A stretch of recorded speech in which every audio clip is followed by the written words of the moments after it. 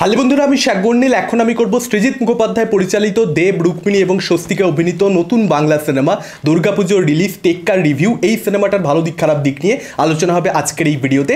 গল্প সম্পর্কে স্পয়লার না দিই যদি একদম ছোট্ট করে বলি, আপনারা ট্রেলার দেখে আশা করি সকলে বুঝতে পেরেও গেছেন। দেবের চরিত্র স্বস্তিকার চরিত্রের মেয়েকে কিডন্যাপ করে নিয়েছে, একটা হস্টেজ সিচুয়েশন তৈরি হয়েছে যেটাকে সামলানোর জন্য কলকাতা পুলিশের থেকে নিয়োগ করা হয়েছে রুক্মিণীর চরিত্রকে, যে একজন পুলিশ অফিসার অবভিয়াসলি।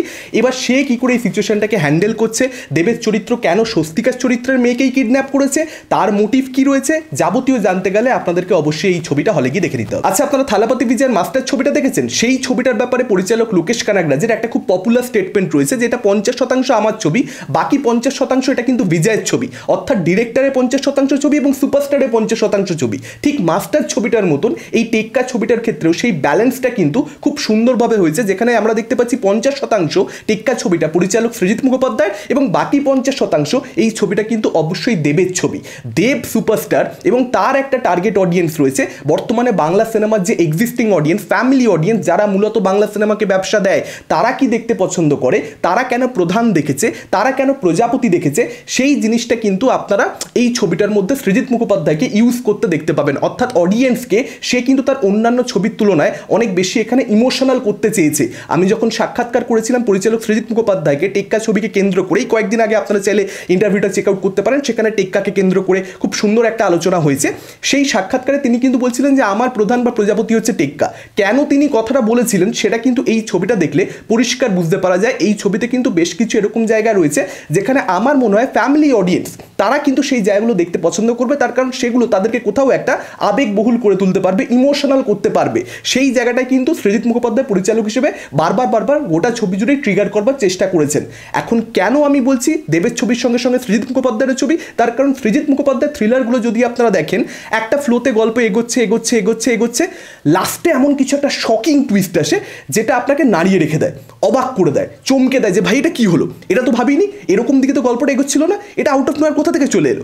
সেটা আপনাকে একটা প্রচণ্ড হাই দেয় এবং ক্লাইম্যাক্সটাকে প্রচণ্ড বেশি তুলে দেয়। ক্লাইম্যাক্সটা ছবির সব থেকে ভালো জায়গা হয়ে ওঠে। সেই জিনিসটা কিন্তু টেক্কা ছবিটার ক্ষেত্রে হয়েছে সৃজিত মুখোপাধ্যায়ের অন্যান্য থ্রিলারের মতো। যে জিনিসটা আমরা 22 শ্রাবণে দেখতে পাই, যে জিনিসটা আমরা দ্বিতীয় পুরুষে দেখতে পাই, বা দশম অবতারে দেখতে পাই, বা চতুষ্কোণে দেখতে পাই, আউট অফ নোওয়্যার টুইস্ট, সেটা কিন্তু টেক্কার মধ্যেও রয়েছে। এবং এই টুইস্টটা যথেষ্ট আনপ্রেডিক্টেবল। এই টুইস্টটা কিন্তু ধরতে পারা যায় না। আমার বিশ্বাস আমার মতন দর্শকের জন্য যদি টুইস্টটা ওয়ার্ক করে যায়, তাহলে কিন্তু ফ্যামিলি অডিয়েন্সের জন্য এটা, তাদের কাছে এটা মাস্টারপিস গোছেরও কিছু মনে হতে পারে। যদি সেটা মনে হয়, আমি কিন্তু খুব বেশি অবাক হব না। টুইস্টের কিন্তু এতটাই ইম্প্যাক্ট রয়েছে, এতটাই কিন্তু দুর্দান্ত একটা টুইস্ট এখানে সৃজিত মুখোপাধ্যায় ছবি শেষ ভাগে প্লেস করেছেন, এবং যেটার জন্য কিন্তু এই ক্লাইম্যাক্সটা প্রচণ্ড ভালোভাবে ওয়ার্ক করে। ক্লাইম্যাক্সে গিয়ে প্রত্যেকটা ক্যারেক্টারের যেভাবে জার্নিটাকে ক্লোজ করা হয়েছে, সেইটা কিন্তু ডেফিনেটলি আমাকে ইমপ্রেস করতে পেরেছে। এখানে প্রত্যেকটা ক্যারেক্টার, ছোট ক্যারেক্টার, বড় ক্যারেক্টার, প্রত্যেকেরই জার্নিটা খুব সুন্দরভাবে এন্ড হয়। তার সঙ্গে সঙ্গে এই ছবিতে যেটা খুব ভালোভাবে সৃজিত মুখোপাধ্যায়, যেটা সমস্ত ছবিতেই প্রায় হয় আমরা বলতে পারি, সেটা হচ্ছে অ্যাক্টারদেরকে তিনি দুর্দান্তভাবে হ্যান্ডেল করেন।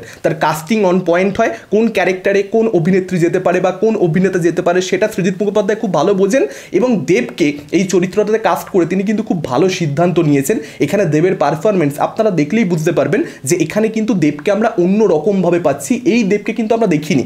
অনেক ছবিতেই দেবের দেখুন পারফরমেন্স এমনি ভালো হয়, আবার অনেক জায়গাতে দেবের পারফরমেন্স সবসময় যে আমার এক্সট্রাঅর্ডিনারি লাগে তা আমি বলবো না একেবারেই। কিন্তু এই ছবিতে এখানে কিন্তু দেব যথেষ্ট খেটে কাজ করেছেন। এখানে কিন্তু তার অভিনয় সত্যিকারের পোক্ত হয়েছে। শুধুমাত্র 3-4টে সিনে নয়, অনেক সময় কি হয় একজন অভিনেতার পারফরমেন্স, ট্রেলারে যে কটা 3-4টে সিন রয়েছে, গোটা ছবিতেই 3-4টে সিনই ভালো পারফরমেন্স, বাকিটা সে যেরকমটা করবার সেরকমটাই করেছে। এখানে কিন্তু সেই জিনিসটা ঘটেনি। এখানে কিন্তু প্রত্যেকটা সিনে ক্যারেক্টারটাকে যেভাবে একটা যে গরিবতা ক্যারেক্টারটার মধ্যে, এবং সেই গরিবতার জন্য দেবের চরিত্রটা অনেক কিছু যেটা আপার ক্লাস বুঝতে পারে সেটা সে বুঝতে পারে না, সেই জিনিসটা তার বোধগম্য হয় না। যেমন ধরুন একটা অরেঞ্জ জুস, সেটাকে কেন্দ্র করে একটা সিন রয়েছে, যদিও সেটা আমিও বুঝি না যে ওটা কি অরেঞ্জের আইটেম। আমি তো অরেঞ্জ বলতে শুধু ফ্রুটি বুঝি, আর স্লাইস বুঝি, মাজা বুঝি, যাই হোক। তো সেটা দেবের ক্যারেক্টারটা বুঝতে পারছে না। এবার সেখানে দেবের যে অভিনয় বা এরকম অনেক সাধারণ সিন রয়েছে যেখানে না দেবের পারফরমেন্স সত্যিই ভালো, যেখানে পরিষ্কার বুঝতে পারা যাচ্ছে যে হ্যাঁ ভাই এই ক্যারেক্টারটা কিন্তু গরিব। তার মেকআপের মধ্যে, তার লুকের মধ্যে চুল উস্কো খুস্কো হয়ে রয়েছে, যে জিনিসটার অভাব কাছের মানুষে বোধ করা যায়, যে কাছের মানুষে না চরিত্রটা অনেক বেশি পলিশ দেখায়। ওর ক্যারেক্টারটা ব্যাকড্রপ যেরকম, সেই অনুযায়ী ক্যারেক্টারটা লুকটা বা ক্যারেক্টারটা কস্টিউমটা সেটা কোথাও একটা সিনকে নেই। সেই জিনিসটা কিন্তু টেক্কার ক্ষেত্রে হয় হয় না, সিনকে রয়েছে ক্যারেক্টারের লুক, ক্যারেক্টারের কস্টিউম সব কিছু। আরেকটা সিন রয়েছে দেবের যেটা আমার খুব ভালো লেগেছে, খুব সুইট একটা সিন, যেখানে না দেবের ক্যারেক্টারটার সঙ্গে বাচ্চা মেয়েটার কথোপকথন হয় নানান রকম খাবারকে কেন্দ্র করে, ফুলকপিওয়ালা সিঙ্গার। আমি এর থেকে বেশি ডিটেলসে ঢুকছি না, সেই সিনটা আপনারা দেখবেন। সেই সিনটা খুব সুন্দর, খুব মিষ্টি একটা সিন। আমার মনে হয় সেটা ফ্যামিলি অডিয়েন্সের কিন্তু বেশ ভালোই লাগবে। খুব খুব ওয়ার্মথ রয়েছে এই পার্টিকুলার সিনটার মধ্যে। এবং রুক্মিণীর ক্যারেক্টারটা তাকে নিয়ে আমার একটা সমালোচনা রয়েছে, সে ব্যাপারে আমি পরবর্তীতে আসবো, কিন্তু সেই ক্যারেক্টারটাও কিন্তু ভালো লাগে দেখতে। সেই ক্যারেক্টারটার মধ্যে যে সোয়াগ রয়েছে, যে অ্যাটিটিউড রয়েছে, বা মাঝে মাঝে তার যে এক্সপ্রেশন দেবের কাজকর্ম দেখে, বা আপনারা সকলেই জানেন যে স্বস্তিকার ক্যারেক্টার এখানে ইকলাকের ছেলেকে, অর্থাৎ দেবের চরিত্রের ছেলেকে কিডন্যাপ করে নেবে, সেই সময়গুলোতে তার যে ফেসিয়াল এক্সপ্রেশন, সেটা কোথাও একটা দর্শকেরও ফেসিয়াল এক্সপ্রেশন হয়ে যায় যে আরে ভাই তোরা কি করছিস, আমি মেটাতে চাইছি সিচুয়েশনটা, তোরা করছিসটা কি ভাই এগুলো। সেই এক্সপ্রেশনটা কিন্তু রুক্মিণী খুব ভালো ডেলিভার করেছেন। এবং তার সঙ্গে সঙ্গে তার একটা প্রেগনেন্সি রয়েছে, আপনারা সেটা সকলেই জানেন, এবং সেটার জন্য তাকে মাঝে মাঝেই সে প্রচণ্ড বেশি ব্যথায় ভুগছে, সেগুলোকে কিন্তু রুক্মিণী খুব সুন্দরভাবে ক্যারেক্টারটার মধ্যে ক্যারি করেছেন। এবং একজন মা, স্বস্তিকার কথা এখানে বলবো, একজন মা যে তার সন্তান কিডন্যাপড হয়ে গেছে, একটা হস্টেজ সিচুয়েশন তৈরি হয়েছে, সেখানে তার যে ট্রমা, তার যে টেনশন, একজন বাঙালি মা সেরকম সিচুয়েশনে কী করবে, সে প্রচণ্ড কান্নাকাটি করবে, প্রচণ্ড মানে কেঁদে ভাসিয়ে দেবে, এবং কোনো সেখানে তার কোনো যুক্তি কাজ করবে না, শুধুমাত্র আবেগ কাজ করবে। সেই জিনিসটা কিন্তু স্বস্তিকা নিজের পারফরমেন্সে খুব সুন্দরভাবে ফুটিয়ে তুলেছেন। এবং তার সঙ্গে সঙ্গে ছবির মধ্যে যে ধরনের বক্তব্য রয়েছে ক্লাস ডিসক্রিমিনেশনকে কেন্দ্র করে, বা একটা ক্লাস পলিটিক্স থাকে সেটাকে কেন্দ্র করে যে ধরনের বক্তব্য রয়েছে, এবং রিলিজিয়ান পলিটিক্স, ধর্মকে কেন্দ্র করে যে পলিটিক্স, সেটাকে নিয়েও কিন্তু ছবির মধ্যে বক্তব্য রয়েছে, সেগুলো অবশ্যই আমার ভালো লেগেছে। আর ছবির মধ্যে গান ভীষণ ভালো, স্পেশালি তিমির বিশ্বাসের যে গানটা, সেই গানটা কিন্তু ডেফিনেটলি ইম্প্যাক্টফুল।